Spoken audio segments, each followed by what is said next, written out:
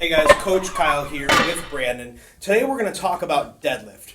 We're going to talk about it from the actual position of the arm. I like to think sometimes about the actual arms as deadlift straps, right? They're not really straps, but the concept that I want you to take away is if the strap is hanging long and straight, you'll probably have a lot better execution of your deadlift.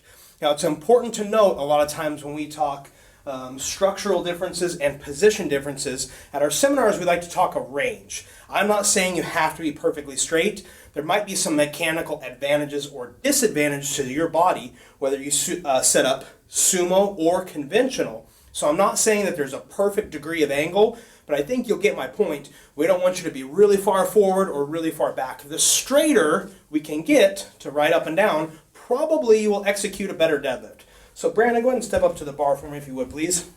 And we're going to demonstrate a deadlift that we see pretty common where this arm is at a huge angle.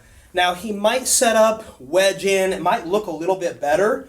That's a nice setup. Go ahead and pull this with arms staying fairly straight for me. You're going to kind of run around your knee. You don't have to make it look like a super ugly deadlift. A couple more reps there. This is actually pretty common. We see this a lot. This arm angle is not very straight. Can you go ahead and pull one similar to that conventional for me, for our conventional friends?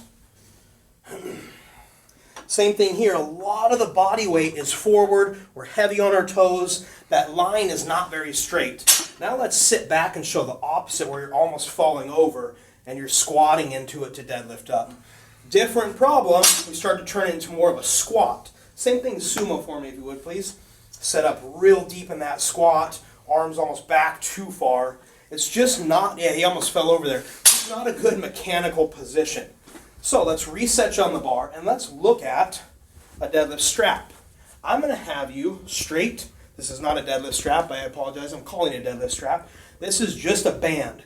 But we can see because of gravity how far out of alignment that arm is. Go ahead and wedge into a good deadlift, your best setup.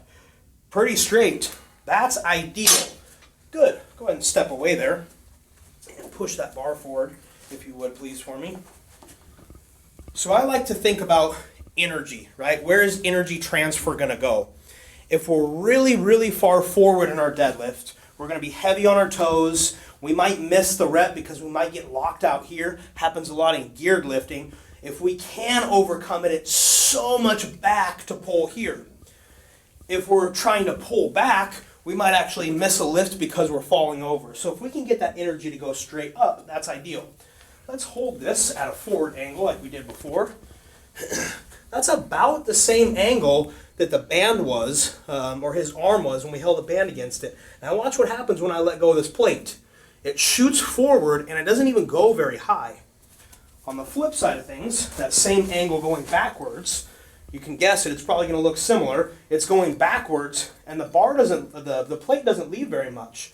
If we can get that plate to go straight up in the air, there's the angle of his arm. That's what we want to see. Let's set up one more time. You might have to step a little closer or a little further away from the bar. You might be here when you set up, but if you wedge in as we talk about well, your arm should be straighter. So have your training partner watch your setup. If you're lifting alone, watch it on video. Look at the angle of your arm. You could also step up to the bar and sink straight down. It's not the way we teach the deadlift setup, but you can see the difference in how straight that arm is. Good. Go ahead and stand up there for me, Brandon.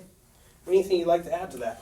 Yeah, it's just one of the most common issues we see in deadlifting. People just getting way too far pitch forward, and oftentimes the weight swings out away from them and causes all kinds of issues. So pay attention to it. Have someone look at that shoulder angle, and just make sure to practice it.